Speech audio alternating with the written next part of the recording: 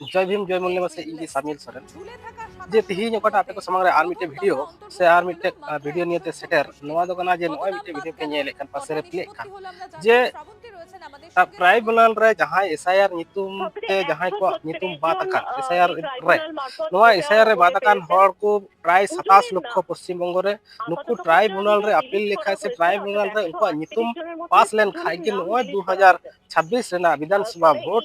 23 April जहां उत्तर बंग रे vote हुकान निया वोट रे नुकु वोट एम दाड़िया अथच ट्राइब्यूनल रे नित धबिते पास ना तिने गान वोट मात्र 136 जन भोटार को नितुम पास करा अरे 27 लक्ष दो बात कदा उत्तर बंग रे प्राय अच्छा 10 থেকে 15 लक्ष से 10 लक्ष की मिला का उत्तर बंग रे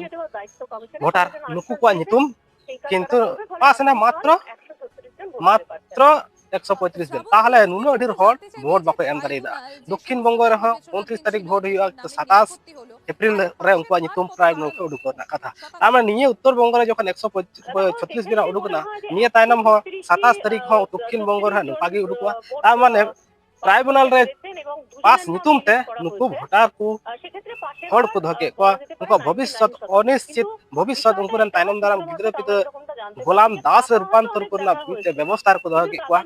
नुका भविष्य चेद हुआ नोरा ठिकानी ठिकाना बनुआ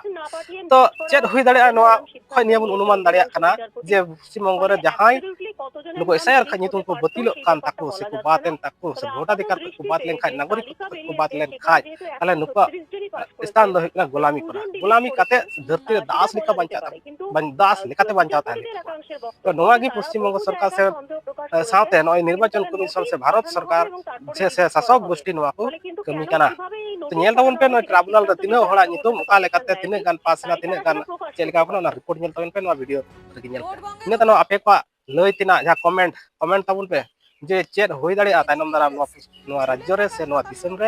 दिसम रे शासक गोष्ठी को चेद चिका अजय को बेंदा भारत दिसम रे नियते नागरिक को नियते जय भीम जय जोहार